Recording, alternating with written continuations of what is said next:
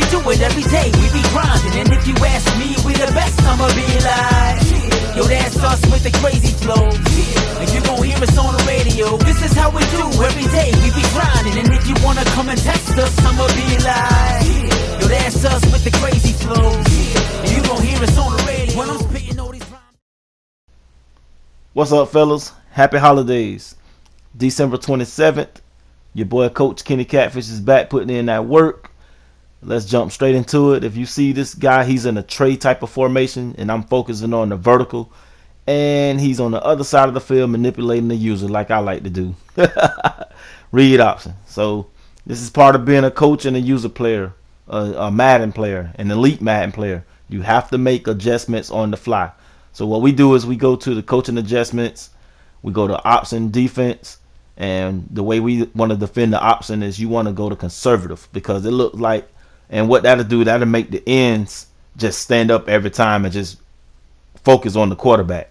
You know, I never want to do the running back. And I usually do this every game as the game started. I just didn't do it on the first play of the game. So he forced me to do it on the first play. So I'm glad he made me make that adjustment right then and there. So always do conservative and just let him bank on handing the ball off. Usually he's gonna be trying to get the big play with the quarterback anyway. So let's flip to the next thing. We focus on the cover 3 hard flats. As you can see, we flipping the play over. We have defense auto flip off. I told you guys that before. And we want to pay attention to the left safety who's rotated down. Now this coverage here is like a man align, but I was in man align defense. So and I tried to base align real quick. As you can see, the seams are wide open. If he take a straight shot, as he's seen, I was in cover 3, so he was banking on this play being a cover 3 later on in this drive, and he saw me rotating back to a base, and I'm pretty sure he was like, man, I'm gonna roll the dice. This dude did not focus. He did not shift to a cover 2, so I'm gonna go straight down the seam. That's what he did.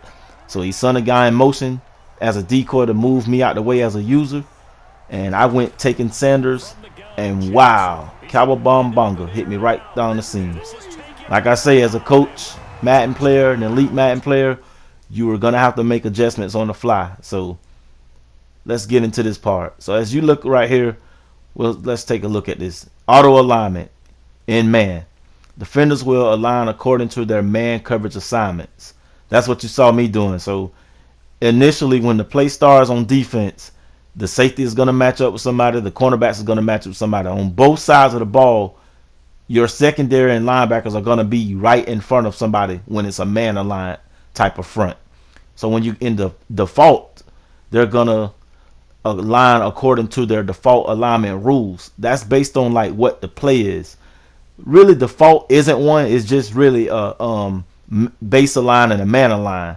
And rules mean the play. So if you look at the third one, it's a base alignment.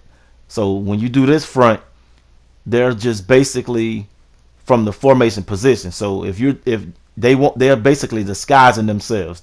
You got the 2 high safeties still. You got the cornerbacks.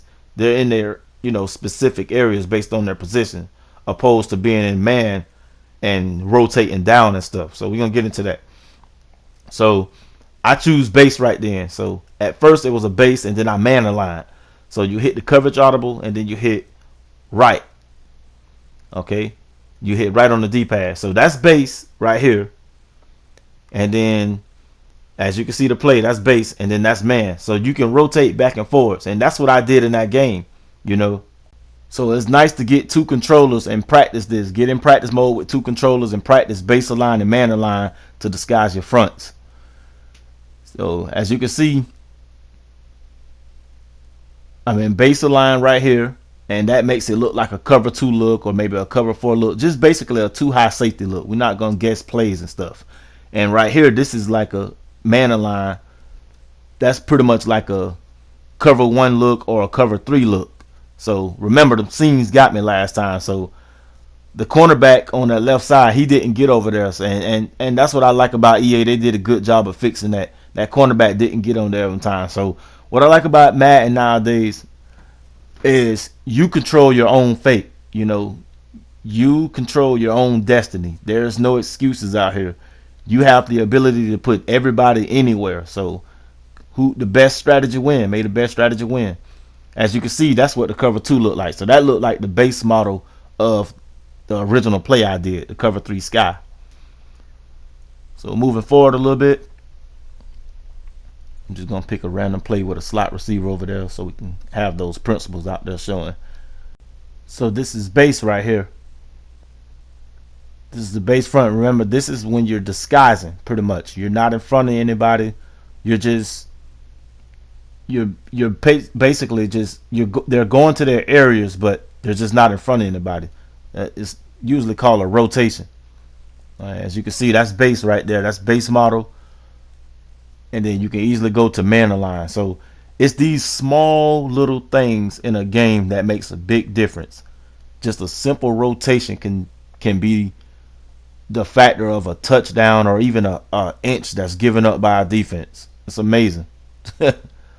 So yeah, we're just gonna pick a random play on offense with a slot receiver. Then we're gonna go to the adjustments, go over to the man.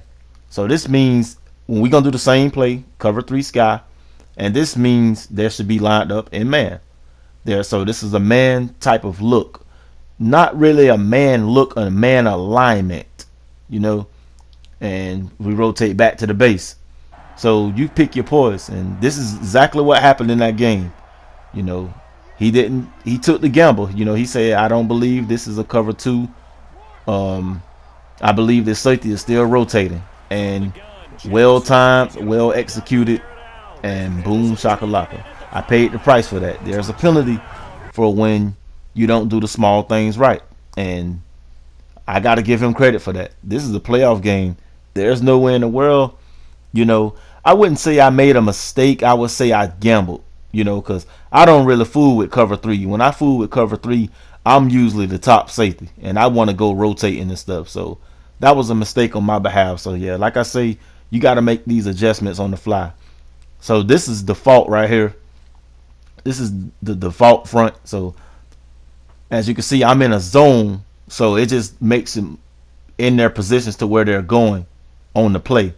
And what I want to show you is when you put default, you got to see how default looks in man coverage as well. So that was cover 3 sky. As you can see, that left safety, he was already rotated and he was in his position.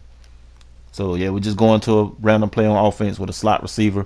And this time I'm going to pick cover 1 hole. That's a man. Remember, we're in default now. So default for man is man on man, right? Now, if we base align, we hit the triangle, you know, the coverage audible, and then we hit it to the right. This sends you back to base. Now it's Brown. It's the linebacker who's sticking them. So that's man. That's man align from default, and that's base align. Base align means your 2 high safeties, basically. And so since it's 2 high safeties, it's more smart and convenient for that safety to defend X when he's at safety back there in the base part. See back here? Now he's defending X, but it won't make sense, you know, for him to defend triangle. So that's why him and Brown rotates when you're doing, you know, base align and man align from the default lineup. You know, you got to be savvy with this stuff against people like me who teach the good stuff on offense. You know, the motions, the screens, flipping the play across, the crossers, all that type of stuff. And you can see I ended up beating this guy in the playoff. That was his only touchdown on offense. Ended up throwing a pick 6 practicing. I had the game wrapped up in the bag already. 17-7 real late in the game. So yeah, it ain't mean nothing. I made adjustments, man. And this is what I mean by doing the little things right. So as you can see, I'm in the next round. It's this guy's championship. It's my divisional game. Look at the degree of difficulty I'm going up with. It's December 27th, and you got this is the most I ever seen. You know, Jackson right here costs 1.8 million by itself. Moss just came out 2 days ago. Vic came out 2 days ago. He had the whole shebang, man. And I got Incy Binksy, Antonio Camardi, Nada Asamoah, and Patrick Peterson. I don't even have Night Train Lane and Charles Woodson yet. Yeah, man, doing the little things right makes a big difference. You got to know how to adjust if you're going to be out here in this league. And look at this, cover 2 now. And once again, I paid the price for not doing the little things right. And that was a simple quarterback spy. And look at the time and score, 10-10, late, playoffs. You know, I mean, cover 2, He's playing real good, and look at this here, right over my guy's head. Oh man. So as like I say, you gotta make these adjustments. So what I do is I go to the drop zones, and I put my cloud flat in 15 yards back. So if he was to do that again, I'm gonna meet him right where he caught that ball. One guy in the comment section, I forgot who that was, he asked me, what do you do for drop zones, with your flats, curl flats, and hooks?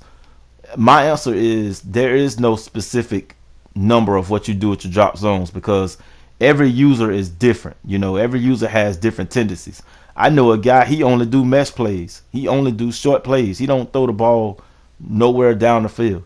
I know another guy that just come bombs away every time. He air raid offense.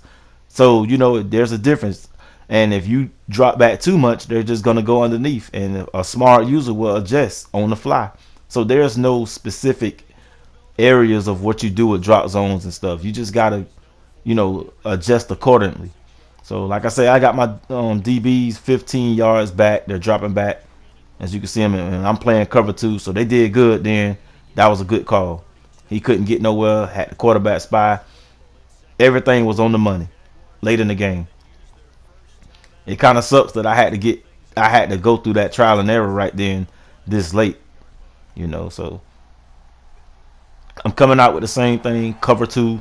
They're dropping back. They drop back real good, and this is the price you pay for the drop zones. He go right underneath. Man. So my cornerbacks, they did drop. If you look at this again, they dropped back 15. They picked up that corner route. I got my spy out there, and he just made a smarter play. I made a good play, but he made a better play. This is coming down to clock management, so I shouldn't have even really did that. But this guy seems to be like a cocky bonehead type of guy, and I guess he feel bad about this game being so close with all those high players out here. And look at this, football gods. Football gods was on my side then, because that was a blown coverage by me. I got aggressive with my safety. Late in the game like this, you got to take those chances. So here we go. I put over the top, and I'm playing outside on the coverage adjustments. And I'm still banking on him doing the same thing once again, trying to hit me in the corner. And boom, shakalaka. Some guys like me, man, I take this thing serious. You come out here not respecting the game, this is gonna happen to you. This is over. EA and the football gods will make you pay. I ended up beating this guy. I'm still in the playoffs. This is Coach Kenny Catfish. I'll see you guys in the next one.